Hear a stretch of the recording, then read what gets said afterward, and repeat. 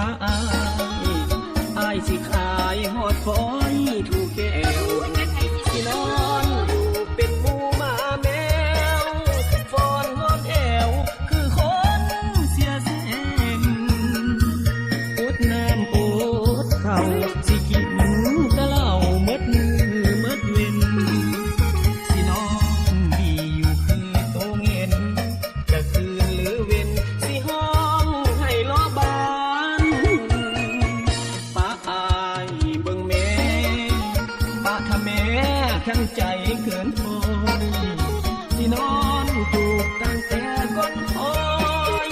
สินั่งง้อยห้องอยู่ปลายสามสิหอนสิเห่า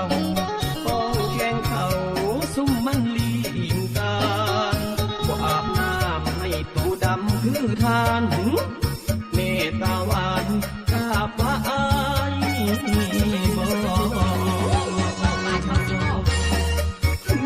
บ่แค่นี่แหละข้าเจ้ากาป้าก็จะเฮ็ดแค่นี่แหละป้ามึงแน่ป้าแน่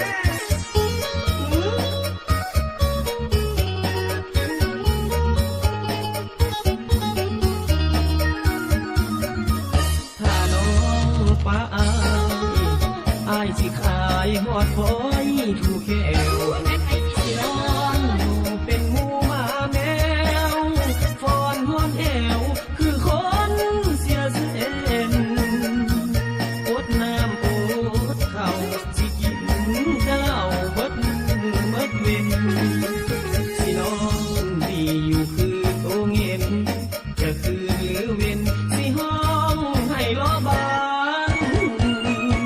ป้าอายเบิ่งแม่ป้าถ้าแม่ขันใจเกินพอสินอนถูกตั้งแต่ก่อนคอยสินั่งง้อยห้องอยู่ปลายสามสิหอนสิเห่า